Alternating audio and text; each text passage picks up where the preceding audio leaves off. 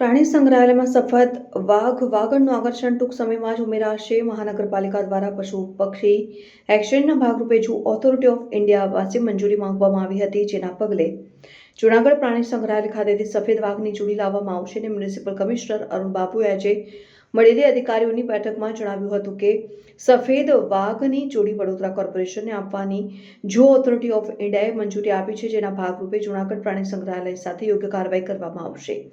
વડોદરા પ્રાણી સંગ્રહાલયમાં છેલ્લા 3 વર્ષમાં પ્રવાસીઓ માટે વધુ આકર્ષણ મળે તેને ધ્યાનમાં રાખીને પ્રાણી અને પક્ષીઓ એક્સચેન્જ પ્રોગ્રામમાં લેવામાં આવ્યા હતા, જેમાં સિંહના 2 બચ્ચા લેવામાં આવ્યા છે. તેમાં એક બચ્ચાનું બીમારીથી મોત થયું હતું. આ ઉપરાંત સયાજી બાગમાં ન્યૂ માઇનોર એક્વેરિયમ પણ તૈયાર કરવામાં આવશે. પ્રાણી સંગ્રહાલયના ક્યુરેટર ડોક્ટર પ્રત્યુષ પાટણકરના જણાવ્યા અનુસાર હાલમાં વડોદરા પ્રાણી સંગ્રહાલય પાસે 4 નોર્મલ વાઘ અને 1 સિંહ છે.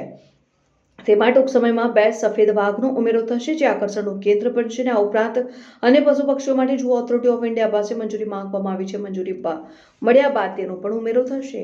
ફીડર કાર્ડર વડોદરાથી થાય એ બાબતની તૈયારીઓ કરી રહ્યા છે અને એક સારા ખુશીની માહોલ છે અને મેસેજ છે કે આપણા ઝૂ માટે અમે વ્હાઇટ ટાઈગર લાવવા માટે બહુ મહેનત કર્યા હતા.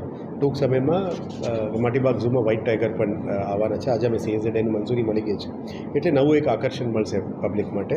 અને 2 મહિના પહેલાં પણ અમે સ્ટેન્ડિંગ કમિટીમાં ક્લિયર થઈ હતી. નવું પક્ષીઓ પણ લાવવા માટે જે મહેનત કરી હતી એ પણ ટૂંક સમયમાં આવી જવાના છે.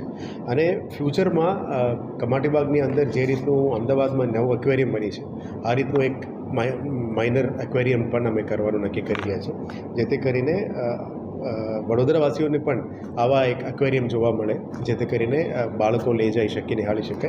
એટલે ઝૂનું નવીનીકરણ બાબતની પણ આજે આ બધું તૈયારી કરી રહ્યા છે. આશા રાખીએ કે આવનારા દિવસમાં આ બધું પ્લાનિંગ છે સફળપૂર્વક અમે એક્ઝિક્યુટ કરી શકાય.